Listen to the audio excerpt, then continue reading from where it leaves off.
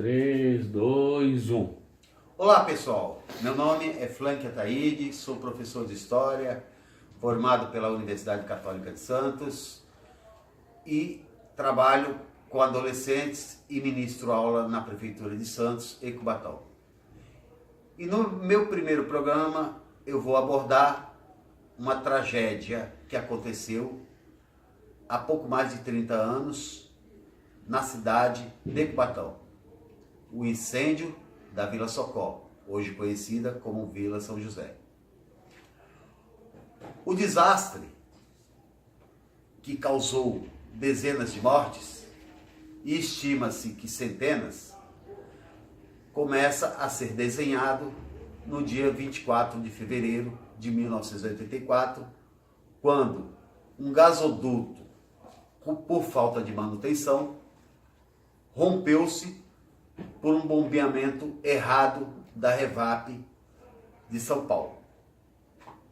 O produto começou a jorrar na palafita, que na época a Vila São José era, ou Vila Socó, uma favela de palafita, e a gasolina vazou, começou a vazar das 8 até a meia-noite do dia 24.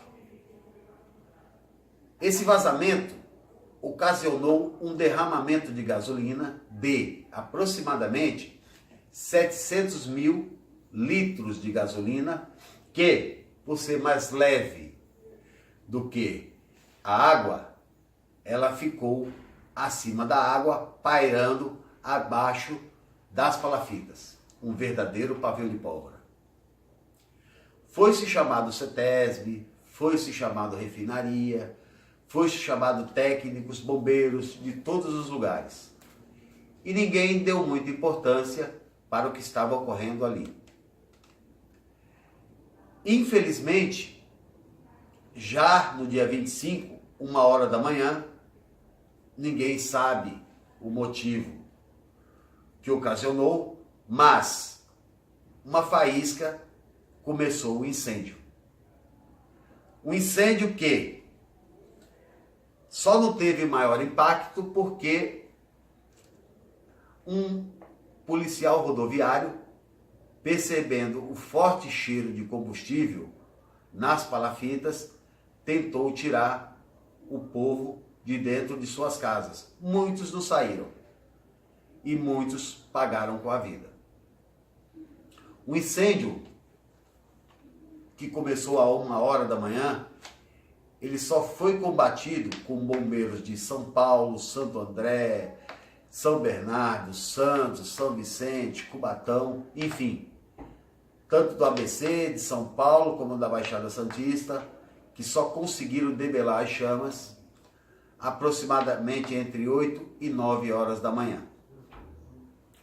O caos que se encontrou posteriormente ao fim das chamas era estarrecedor. Dezenas de cadáveres calcinados pelo fogo. Crianças, idosos, mulheres grávidas, jovens, trabalhadores, todos calcinados pelo fogo. A contagem oficial, na época, 84, vale lembrar que não existia exame de DNA, não existia formas eficientes de identificação de corpos, então não se conseguiu provar a totalidade e se estimou-se em 99 mortos. E muitos hoje acreditam que o número foi muito maior de mortes, que pode ter chegado a 500 mortos.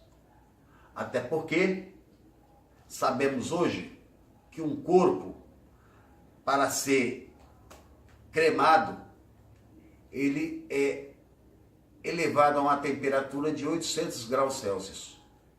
E o núcleo do incêndio, naquele momento, chegou a 5.000. Então, cinzas não se identificam, cinzas não se enterram.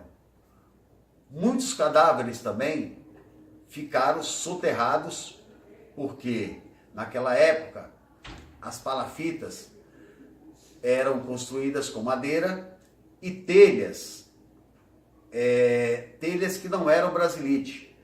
As telhas originais que usamos em casas de construção civil, de construção de concreto, e que pesa muito mais e que provavelmente colocou muitos corpos para dentro do mangue e que não foram encontrados. O fato é que uma semana depois a cidade foi tomada por um cheiro de podridão cadavérica espantoso, que foi necessário o aterro de cal, porque o cal decompõe em carne, para que o cheiro fosse sumindo.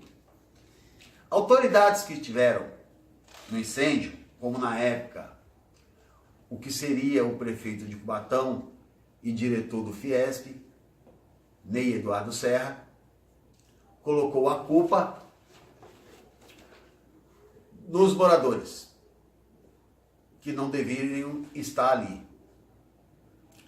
Franco Montoro, governador da época, diante de dezenas de cadáveres calcinados, prometeu que, a partir daquele momento, as favelas em Cubatão acabariam. E quase 35 anos depois, elas continuam e se ampliaram, num puro descaso com a classe trabalhadora cubatense, que ajudou a construir a riqueza dessa cidade.